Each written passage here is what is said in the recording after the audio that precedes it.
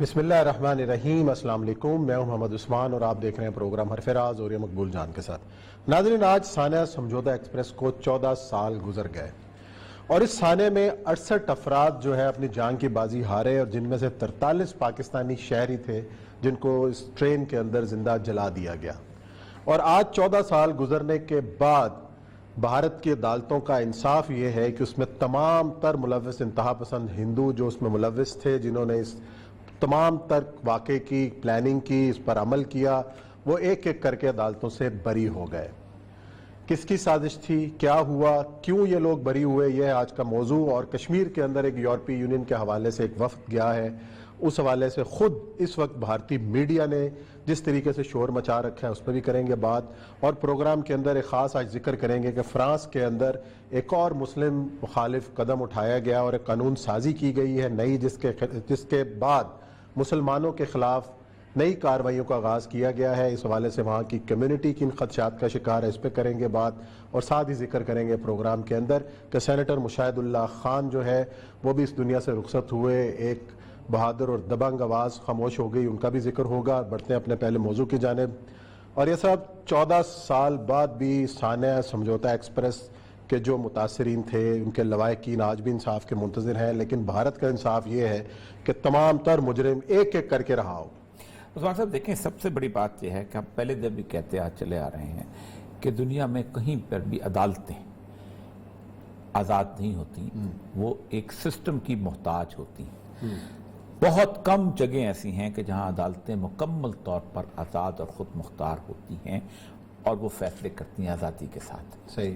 اسلام میں ایک تصور پیدا کیا تھا کہ قاضی شرعی کی عدالت جو تھی حضرت ابوبکر صدیق سے لے کے سیدنا علی تک آزاد تھی، فیصلے کرتی تھی، یہاں تک کہ ہارون رشید اور مامون رشید کے زمانے میں بھی عدالتیں جو تھی کسی نہ کسی حد تک انصاف کے فیصلے کیا کرتی تھی۔ ڈیموکریسی میں جو عدالت ہوتی ہے وہ مزید اس کی جگہ اثر آ جاتی ہے، کیونکہ ڈیموکریسی میں اگر آپ ایک متصب قسم کی اکثریت لے کے آتے ہیں تو اس کا مطلب یہ ہے کہ آپ نے عدالت کو باعث کر کے لیا، وہاں سے تو آئے گی عدالت۔ انڈین عدالت کی سب سے بڑی اگزامپل جو ہے انہوں نے خود اپنے تحریر سے لکھی، اور یہ دنیا کی گزشتہ 500-600 سال کی ماڈرن اینگلو سیکسن عدالتوں کی تاریخ میں یہ فکرہ مجھے کہیں نہیں ملا کہ ہم افضل گرو کو اس بنیاد پر پھانسی دے رہے ہیں، اس پہ جرم ثابت نہیں ہوتا کہ اگر ہم اس کو پھانسی نہیں دیں گے تو اس قوم کا اجتماعی ضمیر مطمئن نہیں ہوگا۔ اچھا، ہم اس کو پبلک کی ڈیمانڈ کے اوپر پھانسی دے رہے ہیں، عدالت پبلک کے ڈیمانڈ پہ نہیں، حالانکہ وہ مجرم نہیں ہے، حالانکہ کہتے ہیں کہ سرکمسٹانشل ایویڈنس جو ہے، اور اس کی مثال کہیں کسی اور جگہ کسی پر دنیا ملتی نہیں۔ 500-600 سال میں کہیں نہیں ملتی۔ آپ کیس کا فیصلہ نہیں کرتے، آپ اس کو ڈیلے کرتے جاتے ہیں، آپ کہتے ہیں کہ نہیں ہم نہیں کرتے، لیکن یہ مثال کہیں نہیں ملتی کہ دنیا کے اندر کسی طور پر آپ یہ اعلان کر کے کہیں کہ ہم اس کو پھانسی دیں۔ یہی مسئلہ تھا جس کے اوپر ہم نے پورا شو کیا تھا کہ آسیہ مسیح کو تم پھانسی ہم نہیں کہتے دو یا نہ دو، ہم اس کے یہ کم از کہتے ہیں تو اجتماعی ضمیر کو مطمئن کرنے کے لیے تم آسیہ مسیح کو کم از کم پرولونگ کر دو۔ لیکن آصف سعید کھوسہ صاحب کا اندر کا ایک عجیب و غریب سا انسان جاگ رہا تھا، اور انہوں نے کہا کہ نہیں میں فیصلہ کر کے جاؤں گا، اللہ کیا ان کا معاملہ ہے وہ جانے، اللہ جانے، آصف سعید کھوسہ جانے، اس کا معاملہ ہے۔ لیکن اس وقت پورا پروگرام میں نے کیا تھا کہ بھائی اگر انڈیا میں افضل گرو کے بارے میں یہ کہا جا سکتا ہے تو ہم پھانسی نہیں مانگتے، ہم کہتے ہیں کہ ڈیلے کر دو کیس، جیسے باقی آپ نے توہین ارسال کے کیس۔ یہ جو معاملہ ہے اس میں آپ اندازہ کریں کہ سب سے امپورٹنٹ کریکٹر تھا وہ انسپیکٹر کرکرے کا تھا، جس نے ساری کی ساری چیز کو لیک آؤٹ کیا تھا اور سب۔ لیکن ہندوتوا کا جو ڈیسیژن ہے وہ اتنا سخت ہے، ان کا جو خوف اتنا سخت ہے، آپ اندازہ کریں کہ ایک جگہ آپ بابری مسجد میں لوگوں کو یہ ڈکلیئر کرتے ہیں کہ ہندوؤں کے مندر کی یہاں کوئی ریمننٹس نہیں ملے۔ صحیح۔ میں 2007 میں اپنی آنکھوں سے وہ رپورٹ دیکھی ہے، جو کیونکہ میں ڈی جی آرکیالوجی تھا تو وہاں ڈی جی آرکیالوجی کے پاس گئے تھے، اور 48 آرکیالوجسٹ تھے وہ، انہوں نے وہ ایکسکیویشن کی تھی۔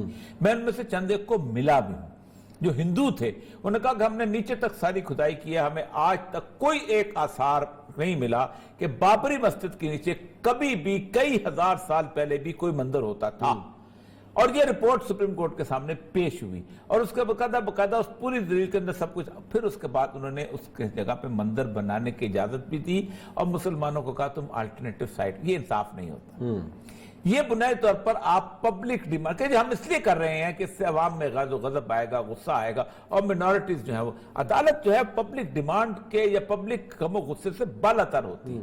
یہ ہم آج شروع سے کہتے آ رہے ہیں. جسٹس منیر نے ایک بہت بھونڈا فقرہ لکھا تھا اپنی تاریخ کے اندر. اس نے کہا تھا کہ عدالتوں کو وہ فیصلے کرنے چاہیے جو امپلیمنٹ ہو سکیں, جو امپلیمنٹیبل نہ ہو عدالتوں کو فیصلے نہیں کرنے چاہیے. اس کا مطلب یہ ہے کہ انصاف اگر امپلیمنٹیبل نہیں ہے تو اس کا مطلب یہ ہے کہ آپ فیصلہ نہ کریں. آپ کو اس لیے تو نہیں بٹھایا جاتا, آپ تو فیصلہ کر کے چلے جائیں. امپلیمنٹ نہیں ہوتا, تاریخ فیصلہ کرے گی کہ امپلیمنٹیبل ہے یا نہیں ہے. یہی انہوں نے اس معاملے کے اندر یہ جو ہے نا کیا نام ہے سمجھوتا ہے. اب دیکھیں سمجھوتا ہے اس وقت کو دیکھیں کہ جب یہاں سے ٹرین چلتی ہے تو ٹرین چلنے کے وقت اس کے باہر لاک کر دیے جاتے ہیں دروازے.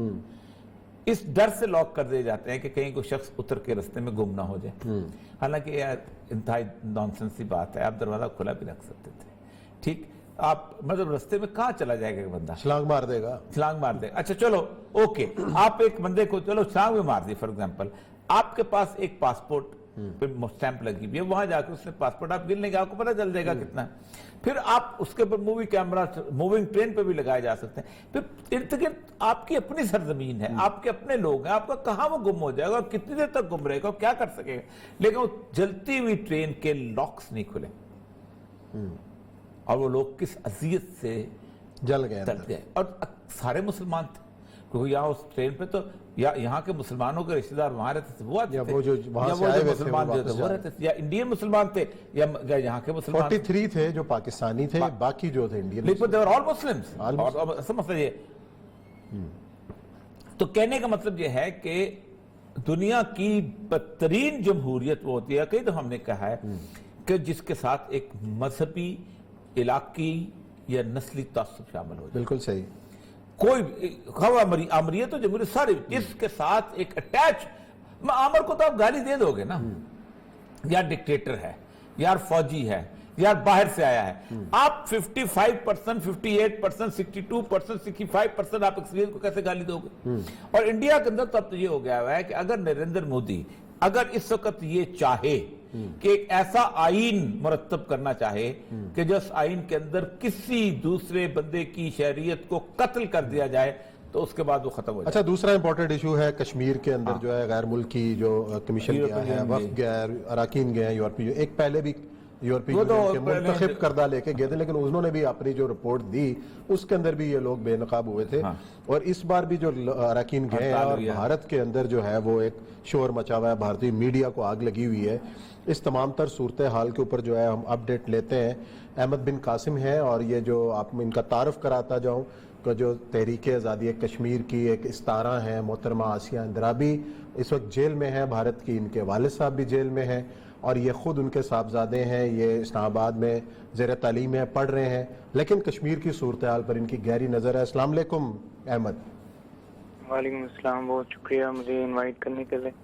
احمد, پہلے تو یہ بتائیے گا کہ یہ جو آج جو وفد گیا ہے اور اس کے اوپر جو شور مچا ہوا ہے خود بھارت کے اندر, یہ ایک عرصے کے بعد ایک نیا وفد گیا ہے اور اس نے جو کچھ وہاں پہ دیکھا ہے اور اس کا جو کیا فیڈ بیک ہے, کشمیری عوام نے ان کو کس طریقے سے وہاں پہ ویلکم کیا ہے, انہوں نے اپنی رپورٹس کے اندر کیا کہا ہے, اپنے بیانات کے اندر کیا کہا ہے؟ دیکھیں, یہ جو انڈیا کا پروجیکٹ ہے کہ وہ ایک فالس سینس آف نارملسی, ایک جھوٹی نارملسی پروجیکٹ کرے, یہ کوئی نیا پروجیکٹ نہیں ہے, یہ بڑا پہلے سے چلتا آ رہا ہے. تو رہی بات کشمیریوں کے ریسپانس کی, تو کشمیریوں نے تو مکمل شٹ ڈاؤن آبزرو کیا ہے, کیونکہ ان کے اندر جتنی پاور ہے وہ اس کو ظاہر کرتے ہیں. ابھی ڈیلیگیشن آیا ہے تو انڈیا چاہتا ہے کہ ان کو دکھائے کہ کشمیر میں تو سب کچھ نارمل ہے, یہاں تو کوئی آزادی کی جدوجہد نہیں چل رہی ہے, and we have everything peacefully. تو کشمیریوں نے شٹ ڈاؤن کیا ہے, دکانیں کشمیر میں بند تھیں, کوئی اپنے گھروں سے نہیں نکلا ہے, تاکہ جو ڈیلیگیشن آئے وہ یہ چیز دیکھے کہ کشمیری جو ہے اس سینس آف نارملسی کے خلاف احتجاج کر رہے ہیں, اس کو ریزسٹ کر رہے ہیں. لیکن پھر بھی چونکہ یہ گائیڈڈ ٹور ہوتا ہے, یہ ان کو خاص کچھ علاقوں میں لے جاتے ہیں جہاں پہ میسز جو ہیں عام لوگ ہیں وہ ان سے انٹریکٹ نہیں کر سکتی. ان سے کون بات کرے گا, یہ کس سے ملیں گے, یہ کن ایریاز میں جائیں گے, یہ سب کچھ انڈین اسٹیٹ کنٹرول کرتی ہے تاکہ وہ ان کو یہ امپریشن دے کہ یہ نارمل ہے, یہاں سب کچھ نارمل. اچھا ہم یہ بات کر رہے ہیں کہ چلیں یہ سے پہلے بھی یہ ہوا، لیکن جو پہلے والا وقت تھا ان کو تو کچھ ایسے لوگ مل گئے تھے، حالانکہ وہاں پہ تو نیا نیا لاک ڈاؤن ہوا تھا، اس میں بھی لوگوں نے اپنی جو ابتدا سنائی، اپنے اوپر ہونے والے مظالم کا ذکر کیا. اور اب جب اس طرح کے حالات کے اندر یہ لوگ جاتے ہیں، جو الگ بات ہے، لیکن آپ سے میں کہوں گا کہ آپ کی والدہ کو ایک عرصہ ہو گیا جیل کے اندر، آپ کی اپنی والدہ کے ساتھ آخری بار ملاقات کب ہوئی تھی؟ اور اب اگر کوئی بات چیت ہوتی ہے جیل سے، اگر انڈین حکام کرواتے ہیں تو اس کا کیا طریقہ کار ہے، کیا بات ہوتی ہے، ان کا عزم اور حوصلہ کتنا جوان ہے، اور کس حوالے سے وہ پر امید بھی ہیں؟ دیکھیں والدہ سے تو میری جو آخری ملاقات ہے وہ 4 سال قبل ہوئی ہے، اور اسی طرح والد سے بھی جو ملاقات ہے وہ 4 سال قبل ہوئی ہے. اور والد سے تو کوئی رابطہ نہیں ہے ہمارا، لیکن والدہ سے بات ہو جاتی ہے جب ہم کبھی اپلیکیشن دائر کرتے ہیں اور وہ الاؤ کرتے ہیں تو 5 سے 10 منٹ بات ہوتی ہے. اس میں بھی جو ان کے حکام ہیں وہ ساتھ کھڑے رہتے ہیں تاکہ دیکھیں کہ ماں اپنے بیٹے سے کیا بات کر رہی ہے، کوئی غلط بات تو نہیں کر رہی. تو وہی ڈکٹیٹ کرتے ہیں کہ ایک بچہ اپنی ماں سے کتنی دیر بات کر سکتا ہے. تو اس انٹیمیٹ اور ڈیپ لیول تک آکوپیشن جو ہے وہ ہماری پرسنل لائف کو بھی کنٹرول کرتی ہے. باقی ابھی ان کی عمر 60 سال ہو گئی ہے، کووڈ-19 کا ایشو ہے اور کافی امراض میں آلریڈی وہ مبتلا ہے، ریسپریٹری ایشوز میں. تو یہ پریشانیاں تو بڑھتی جا رہی ہے، لیکن الحمدللہ ان کا عزم ویسا ہی ہے جیسا پہلے تھا، رازے بڑھ رہا ہے دن بدن، اور ہمیں کوئی ریگریٹس نہیں، ہم اس کاز پہ کھڑے ہیں اور الحمدللہ کھڑے رہیں. اچھا آپ کی والدہ تو ہمارے پروگرام میں بھی 4 سال پہلے، مجھے یاد ہے کہ جب وہ پروگرام میں آئی تھی اس کے ایک دن کے بعد ہی وہ ان کو گرفتار کر لیا گیا تھا، تو اس وقت بھی ان کا عزم جوان تھا. آپ کے والد کی کوئی خیر خبر کیوں نہیں ہے آپ کو 4 سال سے؟ دیکھیں والدہ تو میری دلی تہاڑ جیل میں، تہاڑ میں ہے. والد تو دوسرے جیل میں، ادھمپور جیل میں. تو تہاڑ جیل میں تو کچھ یہ ہے کہ وہ کال کرنے دیتے ہیں، لیکن ادھمپور جیل میں اس طرح کا کوئی سسٹم نہیں ہے. وہ تو پچھلے جو ہی میں پیدا ہوا ہوں میں نے آنکھ کھولی ہے تو اس کے 2 ماہ بعد وہ جیل چلے گئے تھے، تب سے لے کے آج تک وہ جیل میں ہی ہیں. باقی اور بھی کئی سارے کشمیری ہیں جو ان کے ساتھ قید ہے، جن کو 25 سال ہو گئے، 26 سال ہو گئے. تو ان کی تو ہمیں کوئی خیر خبر نہیں ہے. جب کبھی کوئی ملنے جاتا ہے تو پتہ چلتی ہے. میں جب ان سے لاسٹ ٹائم ملا تھا تو ان کی داڑھی جو ہے بالکل کالی تھی، اور جو میری بات ہوئی پوپھی سے جو ان کو دیکھنے گئی تھی تو بتا رہی تھی کہ ان کی پوری داڑھی اب سفید ہو گئی. تو اس طرح ہمیں پتہ چلتی ہے ان کی خیر خبر کیسے ہیں، کیا ہیں. باقی وہ کتابیں پڑھنے کے شوقین تھے، کتابیں لکھتے تھے، تو اب وہ ان کو کتاب بھی نہیں الاؤ کرتے کیونکہ اس سے ان کو تھوڑی تسکین ہو جاتی تھی جیل میں. یہ حال.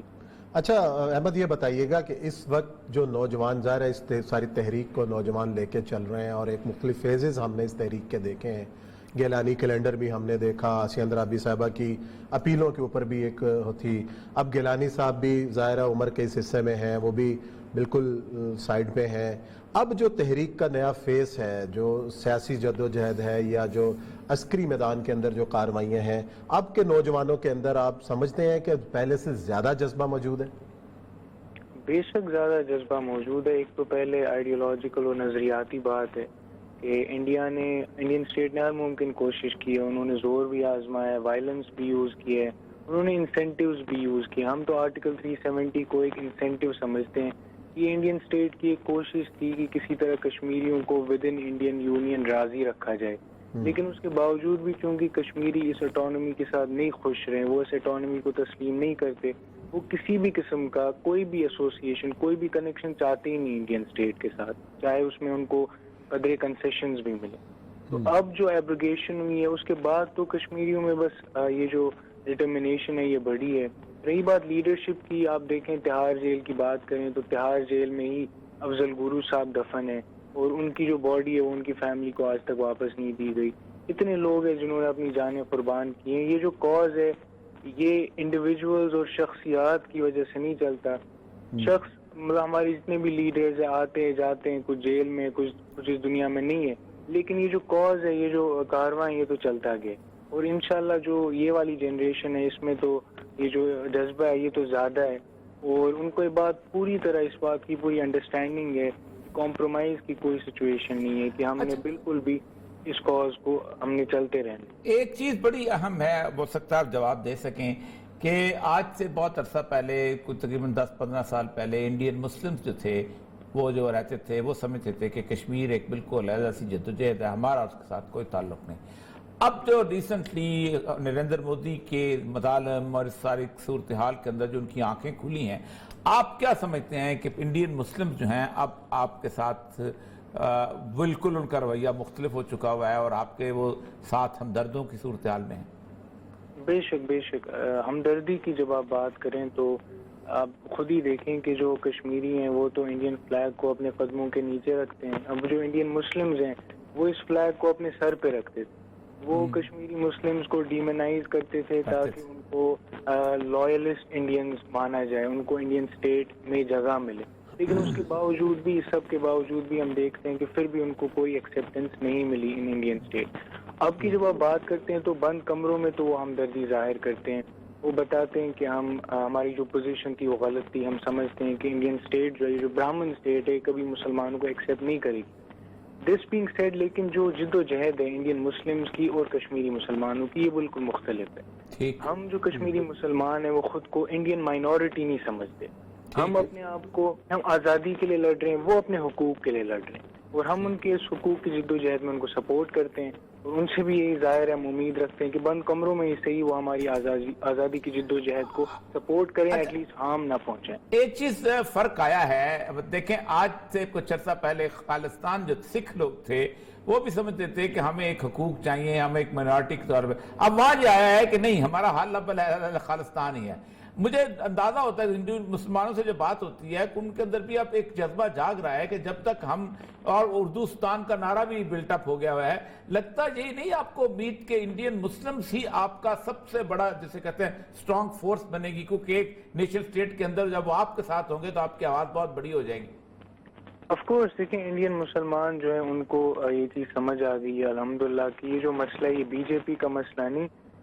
انڈین نیشنل کانگریس اور جو انڈیا میں لبرلز ہیں، جو انڈیا میں سیکولرسٹس ہیں، وہ جو بھی لیفٹ ونگ اور رائٹ ونگ، وہ مسلمان ہمیشہ نشانے پہ رہے. تو اب ان کی جو امید ہے وہ انڈین نیشنل کانگریس کے ساتھ وابستہ نہیں.